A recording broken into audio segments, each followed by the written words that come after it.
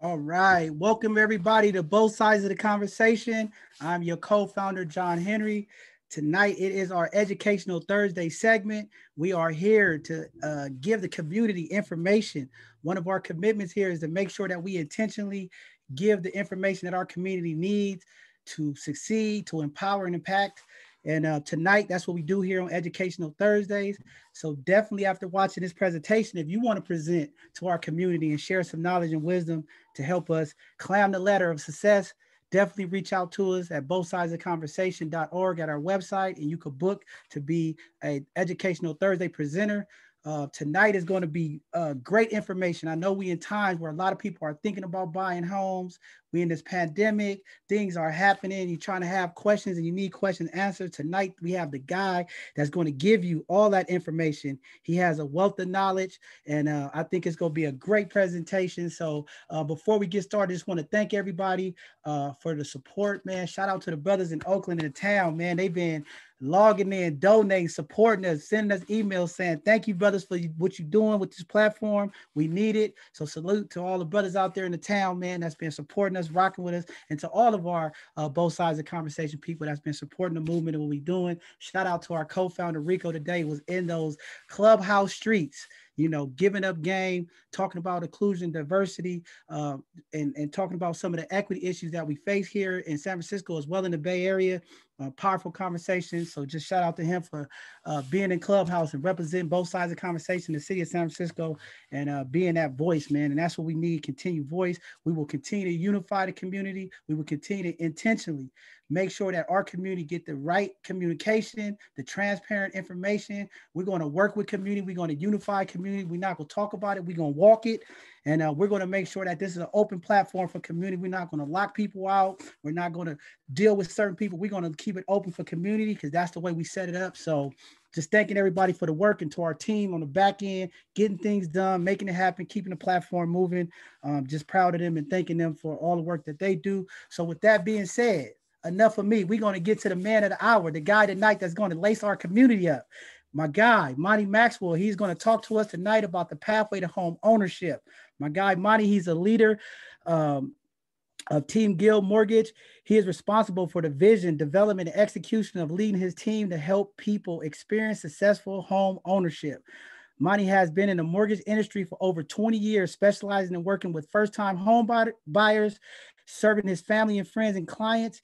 He is a preferred lender for GSFA, CalHFA, and the SHRA, who is a local housing advocate for first-time home buyers that provide down payment assistance and other programs. One of his favorite loan programs is for our VA loans because he supports our veterans and for their service. That's a good deed to do. And shout out to all our veterans out there. He has a BA in economics. He's from UC Davis. His purpose in life is to improve the lives of the people around him, beginning with his family, friends, and coworkers and clients. Man, let's welcome in our good brother, Monty, man. How you doing, brother? Uh-oh, unmute yourself. Unmute yourself.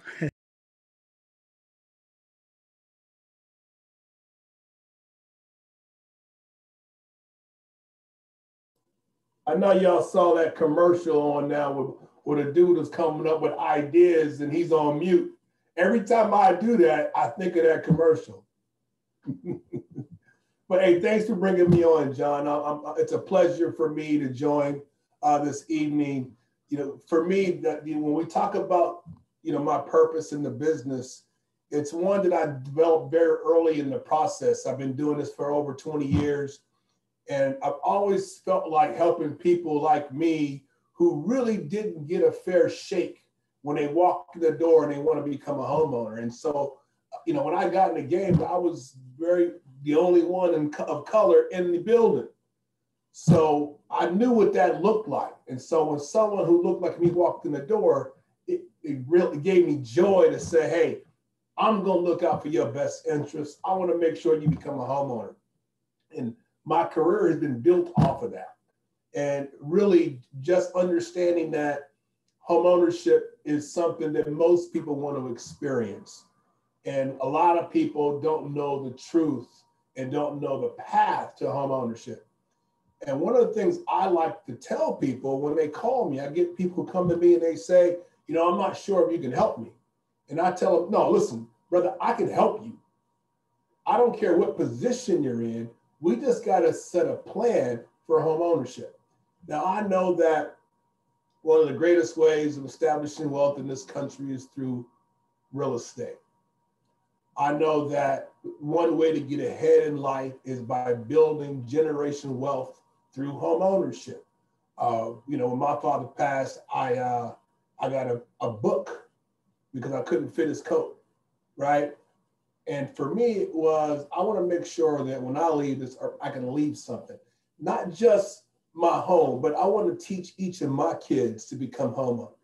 And I want them to teach each of their kids to become homeowners. And by the time their kids have grandkids, we will build a wealth that's going to trickle down, that's going to last a whole long time. And that's what I like to teach, in this whole process of home ownership. So tonight, I have a PowerPoint. I'm going to talk about some of the fundamentals of home ownership, but I really like to touch on the psychological part of it because number one, people need to understand why they want to become a homeowner. If they don't understand why, they're not going to take sacrifices to get there. And that's what I want them to get out of a place of comfort, a place of convenience, and go after home ownership because of the benefit of bringing them and their family. So that's really my passion about the business. That's what I do. That's why I do it. But let me go ahead. You want me to go ahead and start with my... Yeah, go ahead and share your screen and you could go ahead and take over your show, baby. One of the things I want to touch on quickly, because we know right now that the housing market has continuously went up. And I know it's that fear that it's going to burst again, prices are too high. Is it a good time for me to buy a home or not? That's a question I get asked a lot.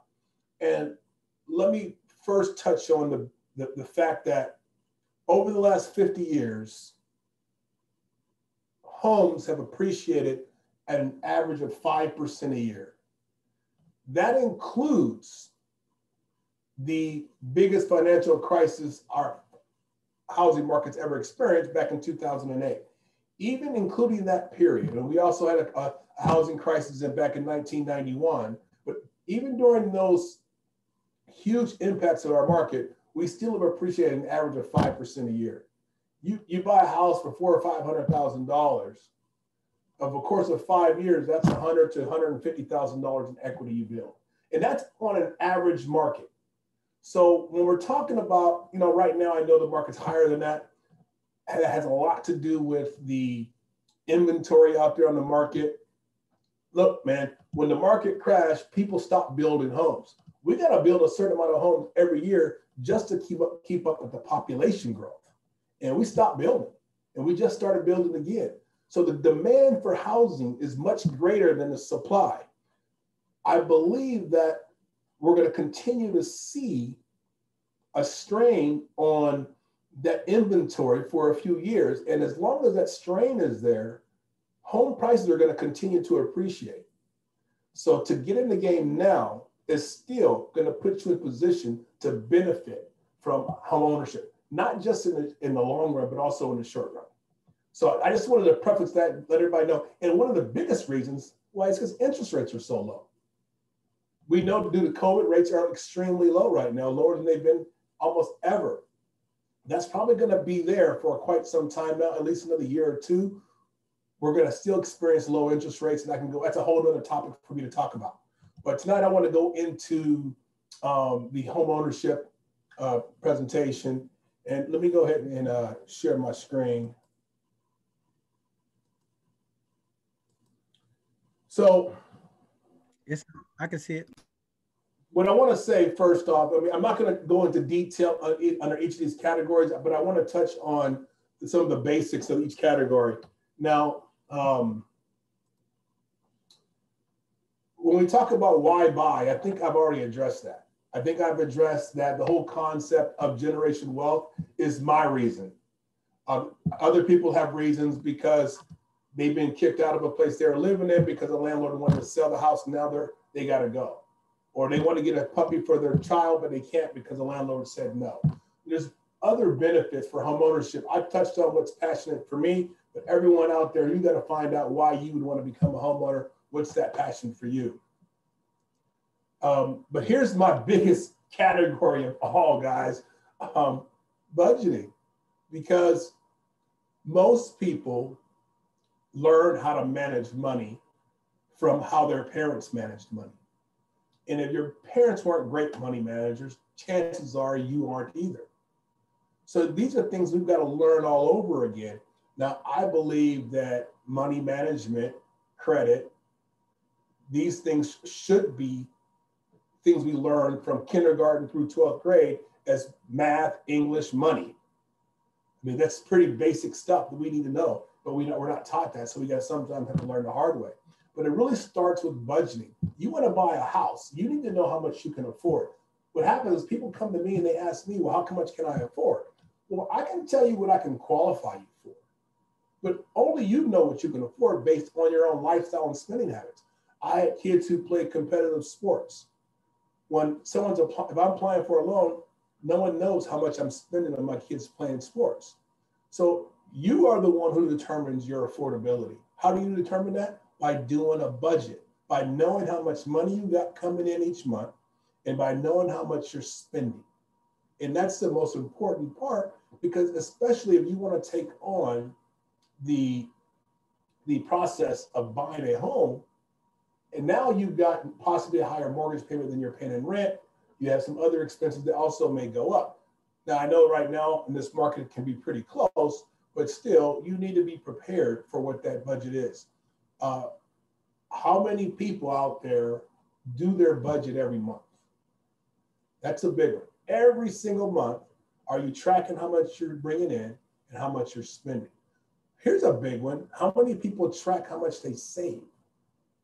So these are critical parts that I believe that you should do in the process of home ownership. You're tracking your money that you're bringing in. You're tracking how much money you're spending. So you know exactly what you can do in buying a home. I think that part is really important. I got people right now that will come to me, want to buy a house, and they'll tell me that they're paying $1,200 a month in rent. They want to buy a $500,000 home. The mortgage is going to be $3,000 a month. And I asked them, are you able to save $1,800 a month right now? Because if you can afford a $3,000 mortgage payment and you're only paying $1,200 a month, or nothing if you're living with family, you should be able to save $1,800 a month. Those are critical thinking. That's critical thinking, that if we have a budget, we know what we can do. So it's important to understand that. Do a budget. Now, if you got anybody out there who wants a budget, wants to learn how to do one, I have one I use for an Excel spreadsheet that really looks at your whole net worth. And it's something I do every single month. And I have a simpler one that, hey, if you're the kind of person who likes to write it down on paper, I got one of those too for you. But this is the biggest part for me to express to you. This is what it's going to take for you to be a successful homeowner, to know where your money's going. So that's a big part. Now, I know most people want to know a little bit more about the loan process. And let's talk a little bit about that. How much house can I afford? I mentioned to you before, there's a difference between affordability and qualifications. So I qualify you off of your, if you're a W-2 employee, your gross income and your mortgage payment plus additional debt. So when we talk about how much you can afford, generally what we're looking at is, can you afford this additional housing payment along with your other debt? And how much of your income can we use to qualify? In most cases, it's about 45%. In some cases, we can go higher, and that's depending on program and so forth. So when we think about how much you can afford, those are some of the things that we look at is, and then really break it down into 3 categories: your cash, your credit, and income. So when we look at cash, what we're looking at is how much money do you have for a down payment? Now, I would call down payment assistance a part of that process. If you're giving down payment assistance, that's part of the cash you're using. But the cash that you have is also very important, because the more cash you have, the more options you have. Cash is king. So please believe that. Even if you don't have to use all the money that you have, the more you have, the easier it is for you to qualify for certain programs. Now, like I said before, when we qualify you, we're going to qualify you based on your income. And we're looking at what you heard debt to income ratio. A lot of people hear that term debt to income ratio and they think of credit reports. They hear that term on a credit report. But on a credit report, they're not talking about debt to income ratio. They're really talking about credit utilization ratio. They're really talking about, here's your credit limit versus the credit balance. That's a credit utilization. That's not really your debt ratio. Your debt ratio is, we take your car payment, your student loan payment, your credit card payment, and your new mortgage payment, and we divide it by your monthly income. That's your debt to income ratio. That's what will determine how much house you can buy. But let me get into some of the other concepts of some of the simple concepts of qualifying to buy a home. In most cases, as a first-time home buyer, you're going to put 3 to 3.5% down, depending on the loan program. In some cases, depending on your location, you may have to put a minimum of 5% down. Generally, closing costs are around 3% of the purchase price. So when you buy a home, when you're thinking about how much money do I need anywhere from 6 to 8% of the purchase price to buy a home. And yes, I can get some assistance for that. And that would help me to buy that home. Well, what kind of credit do I need for that? That's another great question. So the credit piece is all over the board because it depends on the type of loan you qualify for. And I'm going to talk a little bit about that as well, because when we look at conventional loans versus FHA loans versus VA loans, the difference in these loans really has to do with who's insuring or who's backing these loans. Conventional loans are loans that are basically purchased by Fannie Mae and Freddie Mac for the most part. You've heard of their names, Fannie Mae and Freddie Mac, before on television. They buy loans. If they're buying the loans, they make the rules. So if they say you need a minimum credit score of a 620 to qualify for a conventional loan, that's what's required for that type of loan. Now that is true. You only need a 620 score for conventional. Let me give you a little pros and cons. The lower the credit on a conventional loan, the higher cost your loan is. Higher interest rate, more fees. Conventional financing, is great once you get to that 700 plus credit score. The loan gets a lot cheaper. But one of the benefits of conventional financing is that if you put 20% down, there's no mortgage insurance. However, if you buy a house, you only put 5% down, and your equity builds up over the course 5% a year. I'd say you put 5% down in 3 or 4 years. Now I've got enough equity. Now with a conventional loan, I can basically petition to remove mortgage insurance, and I don't have to refinance. Why is that important? Because right now interest rates are at all-time lows. 3 or 4 years from now, are they going to be as low? Well, if I have a conventional loan, I don't have to refinance to get rid of that mortgage insurance.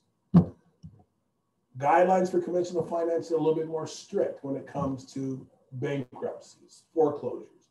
I have a conventional loan, they want you to have 4 years before you qualify for a conventional loan from a bankruptcy. They want you to have 7 years from a foreclosure. So it's a little more strict on the credit criteria under conventional. One of the benefits of FHA financing is the loan is insured by the federal government. You're not getting a loan from the government, it's just insured. So if they're insuring the loan, they're making the rules. One of the benefits is if you have less than perfect credit, you still get a very low interest rate. And you can put as little as 3.5% down. That's a bonus. One of the disadvantages on FHA loans, you pay mortgage insurance for the life of the loan unless you put 11% down, or excuse me, 10% down.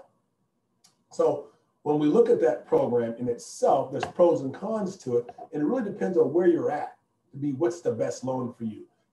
I would never tell someone because you qualify for FHA to wait till you qualify to conventional is the better loan, because by the time they qualify for conventional, the interest rate can be higher anyways. And now the benefit of the conventional loan goes away.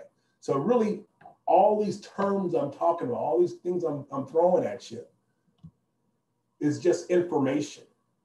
It really depends on where you're at and what it takes for you to qualify, because if you get in now, you're taking advantage of buying a house at today's rates and also at today's price versus the unknown in the future. So, but I want to give you the basics so you understand a little bit about the type of financing. VA financing. I mentioned that's one of my favorites. Why is it one of my favorites? 100% financing, 0 down, low interest rates, and less than perfect credit. Love the program. You know, I love the program, but of course you got to be a veteran to qualify. Some of you have heard of USDA loans. These are loans from the Department of Agriculture that you can get 100% financing, but it has to be in a rural community, and there's are also some income limits on those types of programs. And lastly, you know, anything outside of the Fannie Mae, Freddie Mac, and the FHA type programs are jumbo loans. Mostly jumbo loans are loan amounts above the maximum loan amount of Fannie Mae and Freddie Mac. And depends on what county you are to tell you what that is. So really, when we look at the main things that you want to see is the type of loan programs, is government and conventional, and you want to find out where you qualify. Some people, if I have lower credit scores, I want to qualify for FHA as soon as possible. If I can get that 620 credit score on an FHA loan, I'm going to get a much better loan if I'm putting minimal down. Now, there are some circumstances where I've had people who had a 620 credit score and they got an inheritance, they put a bunch of money down and still got a really good loan under a conventional program. But for the most part, I want you to know that it depends on your situation. It's enough of that talk. Let me tell you a little bit about the process. So what I believe is that you don't wait to find out where you're at. Don't work on your credit. Don't wait until you think is the right time. You want to get with a professional and come up with a plan right away. I met with someone who just filed bankruptcy, and we put together a strategy so they can buy 2 years after that bankruptcy discharge. So you don't want to wait. You want to get to the process of sitting down with a mortgage professional who knows what they're doing and can educate you on exactly your current condition, who's going to look at your credit, look at your income, and then give you advice on what's the fastest way for you to get to successful home ownership. And I say successful home ownership because I'm not saying putting you into a loan program that's going to hurt you. I'm saying putting you into a loan program that's going to help you remain a successful homeowner. So the first important part is sitting down with someone who can investigate and evaluate your situation and give you a plan, a written plan, so you know exactly what steps you have to take. Some of you, that step might be more income. You might be in an area where homes are really expensive.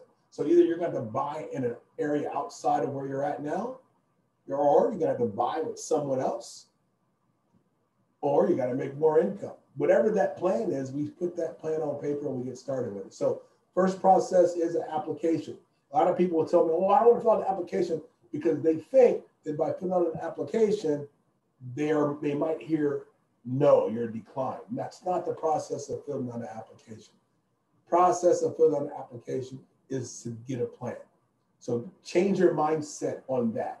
Fill out an application, have your credit looked at by a professional, and get a plan. I know some of you have worked with credit agencies or credit repair people. A credit repair person is not a loan officer. Yes, they may be able to help you work on your credit, but they're not working on your credit to tell you when you can buy a home. So it's important to get with a loan officer, and maybe that loan officer can work with your credit person to make sure you're working in the same direction of getting ready to buy a home. But I just want to give you the full process. So get an application, put together a plan, and guess what? Many of you out there who think you don't qualify will find that you qualify today. And there might be only a few things you have to do to put yourself in position to make an offer on a home. But once you are pre-approved to buy a home, now we just have to make sure we don't do anything to derail it, like apply for other credit, buy a car, miss a payment on a credit card, stop working as much as you're working now. You want to make sure you maintain that position so that you can go forth on buying a home. And then you go through that process. You meet with your realtor, who's going to give you all the details of that home shopping process, so that once you find a home, you work with your lender like me to make sure you get your keys at the end of that escrow process. And then when you get your keys, don't stop the budget. Keep the budget up so that you remain a successful homeowner. Really, guys, I mean, that's my process. And for me, you know, I'm very, it's important to me that I educate people so that they become successful homeowners and that they improve their position. We want to put you in a position, we want to be debt free. And you know, usually after a year after someone buys a home, I'm calling them saying, okay, I got you in the debt. Now let's talk about how we're going to get you out of debt. And so these are things that are important to me in the process. And you'll be surprised how close you are at qualifying to become a homeowner. And if you have any questions for me, reach out. I'm available. I have a team, and I'm here to help. Man, that's powerful, powerful, powerful stuff there, Monty. You know, you covered a lot of grounds. You know, one of the things that I wanted to ask was, you know, a lot of people, I know there's a lot of inequities in lending, right? And you got 20 years of experience. And here in San Francisco in the Bay Area, there's a lot of gentrification, a lot of people being pushed out financially. But there are a number of homeowners who still own homes in San Francisco or in the Bay Area. And they're looking at maybe doing other things like making a 2-unit house or doing different things. How does that pan out in the lending? Are some of the things that you see? Because I know a lot of times they get into those different loans. They talk about construction loans and things of that nature. How is that looking as far as if a person wanted to be a homeowner or do a remodel? How hard or difficult it is to get construction loans or multifamily loans? Can you talk a little to that, or is that? Yeah, well, you know, when you look at the complexity of someone trying to create an investment opportunity with a property they already own, there's some simpler options to remodel homes through that are basic conventional basic FHA rehab loans to completely renovate a home, and those are fairly simple to do. The construction loans are a little bit more entailed only because you have to incorporate the plans. So but the biggest part of that is that when you own the land already, you already own the property. That's usually the most difficult part when it comes to construction loans, is actually getting the land. Once you have the land, now it's just a matter of you getting the structural engineering and the plans, and then making sure you qualify for whatever addition you want to make. And even on the multi-unit spectrum, you know, the financing is a little bit different when you go over 5 units. But really at that point, the construction lending is looking at the project and what the project can bring.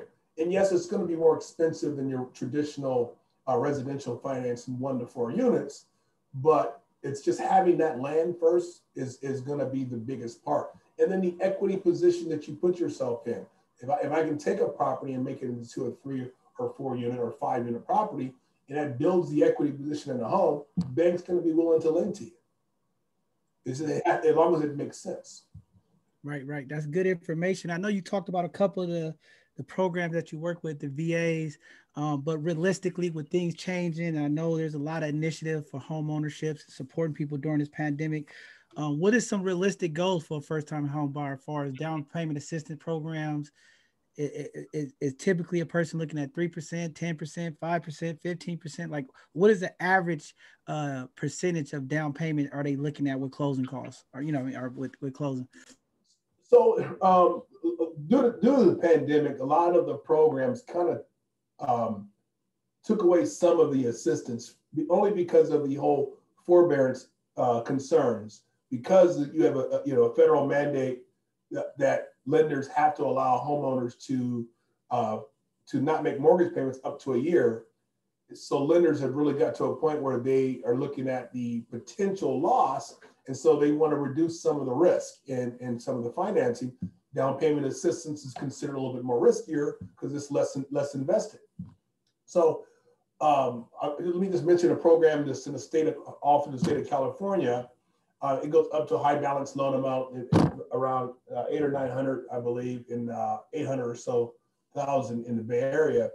But that particular program, they offered at one point up to 3% and 3.5% in down payment assistance. Well, they capped that at $10,000 after COVID. So that's a big difference when I'm looking at a $700,000 purchase, and I was getting 3% of that, 21,000, and now they say the max is 10. So that makes you have to come up with a little more paper. So in most cases, I tell people, depending on the location where you're at, most of your programs are going to require you to come in with about 15 to 25 grand if you're in a higher loan amount area. And 15 would be probably the absolute minimum. And that's probably with an FHA loan up to that $800,000 purchase price. And I'm speaking Bay Area because I know the show's in the Bay. I'm speaking numbers in that. Now, if you're in a different location, you're buying a $500,000 home, it's not going to change much as total out of pocket.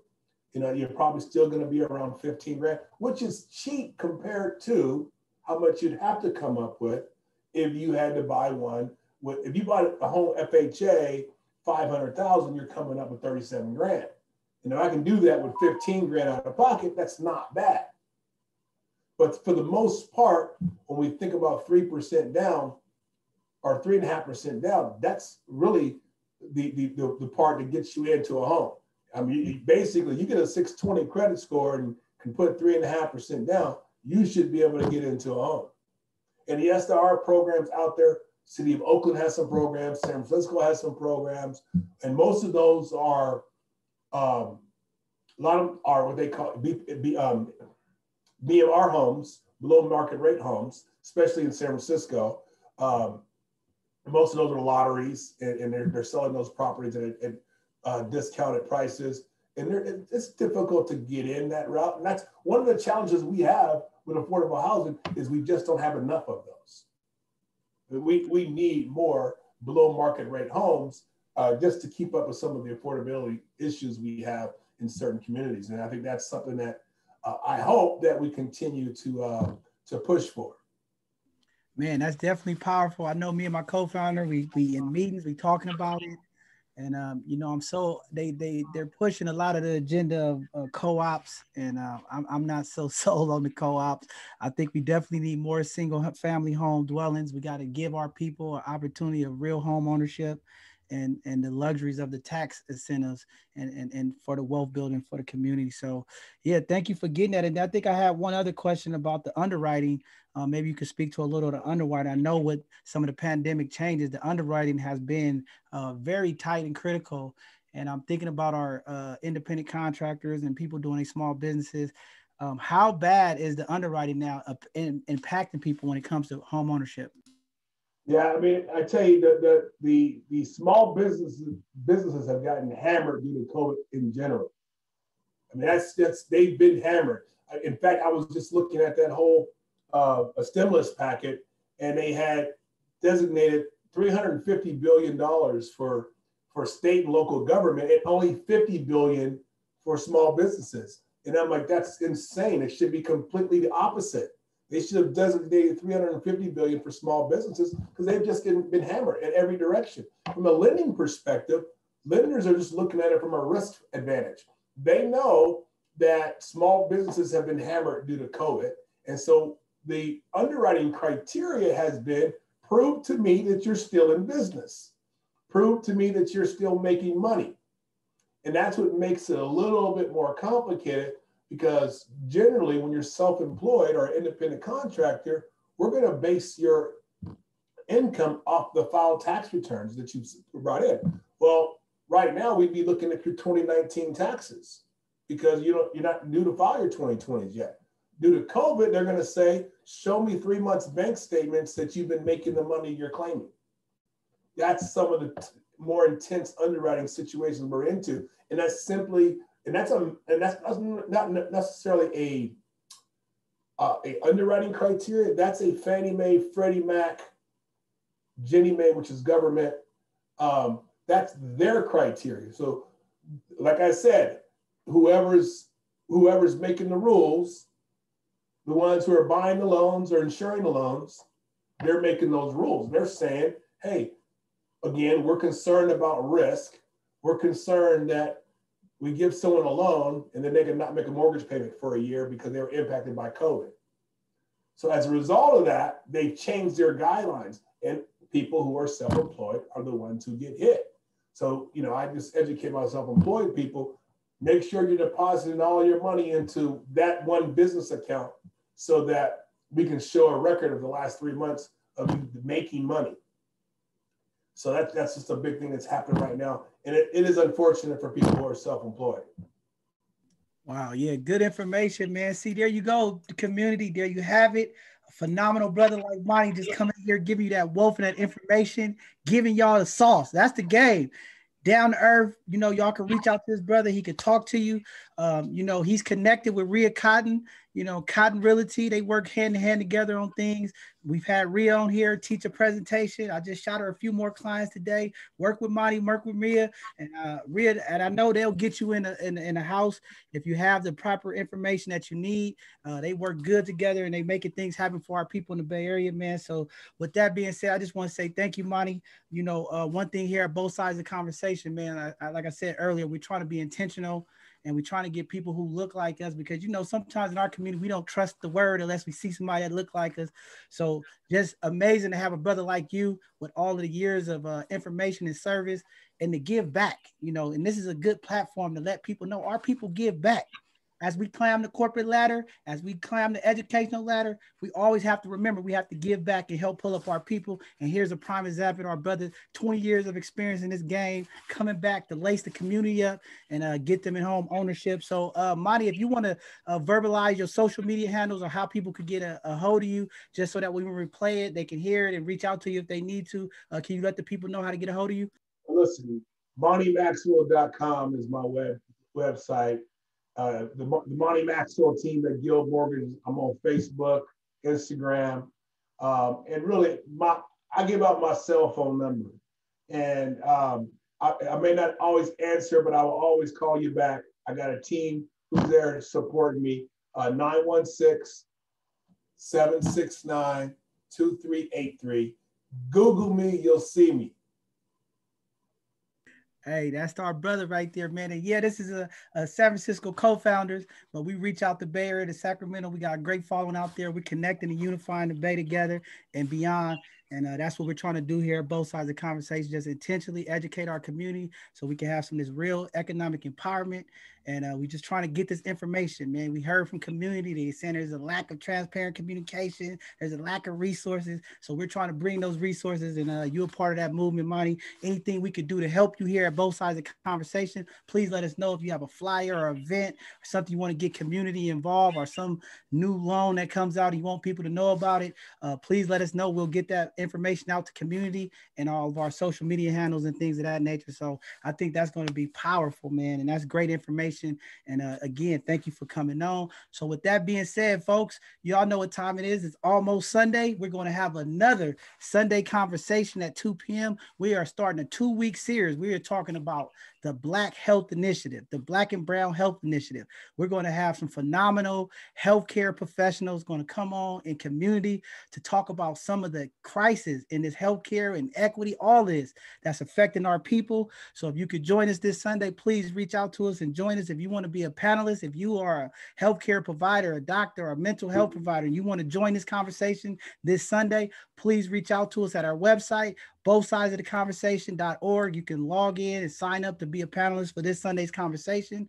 And then the following Tuesday, we will have another segment of our hidden gems where we will be highlighting Black and brown businesses, and we will be highlighting community leaders of the community. And we're going to continue that segment going, and that's just what we're going to continue. And then the following Sunday, we're going to roll into part 2 of this health initiative. We're going to have the Black Panther Party. They're going to come on and talk about Black man, brown man health, talking about colon cancer, different cancers that is affecting our community, the silent killers, and sickle cell and things of that nature. So it should be some powerful conversations coming out here.